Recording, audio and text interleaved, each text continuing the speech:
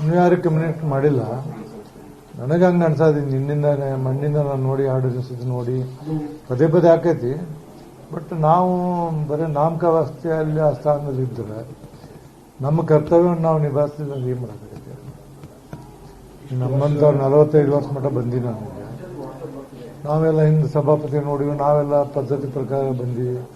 ಅಲ್ಲಿ ಏನು ಸದನದಲ್ಲಿ ಏನೂ ನಡೆಯೋದಿಲ್ಲ, ಯಾರ್ಯಾರಿಗೂ ಗೌರವ ಕೊಡೋದಿಲ್ಲ ಅಂದ್ರೆ ಮತ್ತೆ ಅಲ್ಲಿ ಏನು ಮಾಡಬೇಕಾಗ್ತದೆ? ಇಷ್ಟು ವರ್ಷದಲ್ಲಿ ಇಷ್ಟೊಂದು ತಾವು ಅಂದ್ಕೊಂಡಿದ್ದು ನಾವಂತೂ ನೋಡಿಲ್ಲ. ಈ ಬೆಳವಣಿಗೆ ಬಗ್ಗೆ ಚರ್ಚೆ ಆಯ್ತೇನೆ ಸರ್ ಅಂತರಾದ್ರು? ಈ ಬಗ್ಗೆ ಎಲ್ಲ ಈ ಸದನದಲ್ಲಿ 2-3 ನಡೀತಲ್ಲ, ಈ ಹನಿ ಟ್ರ್ಯಾಪ್ ಬಗ್ಗೆ ಮತ್ತೊಂದು ಬಗ್ಗೆ 8, 10, 11 ಬಿಲ್ ಪಾಸ್ ಮಾಡಿವಿ. ಇದ್ರಾಗ ಬಿಲ್ ಪಾಸ್ ಮಾಡಬೇಕಾಯ್ತು, ಈ ಮನಿ ಬಿಲ್ಲು ಎಲ್ಲ ಇರ್ತಾವೆ.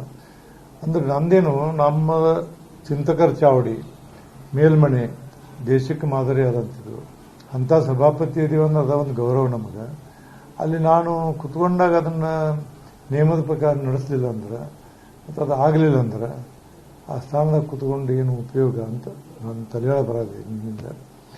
ಅದಕ್ಕೆ ಒಂದು ಇನ್ನೂ ವಿಚಾರ ಮಾಡತ್ತೀನಿ. ತೀರ್ಮಾನ ಏನಾಗತ್ತೆ ಗೊತ್ತಿಲ್ಲ. ನಾನು 10 ನಿಮಿಷನಾಗ ಏನೇನಾಗತ್ತೆ ನಾನು ಡೆವಲಪ್ಮೆಂಟ್ ಗೊತ್ತಿಲ್ಲ. ಬಟ್ ಒಂಥರ ಮನಸ್ಸಿನಲ್ಲಿ ಆ ಥರ ಬರೋದಿಲ್ಲ ನನಗೆ. ಅಲ್ಲಿ ಕುಂದ್ರಾಕ ನಾನು ಯೋಗ್ಯ ಅದಿನೋ ಇಲ್ಲೋ, ನನ್ನ ತಪ್ಪು ಬೇರೆಯವ್ರ ತಪ್ಪು ಇದನ್ನೆಲ್ಲ ಚರ್ಚೆ ಮಾಡಿ ಸ್ನೇಹಿತರುಗಳು ಚರ್ಚೆ ಮಾಡ್ತೀನಿ, ಕೆಲವು ಮಾಡಿ ಒಂದು ತೀರ್ಮಾನ.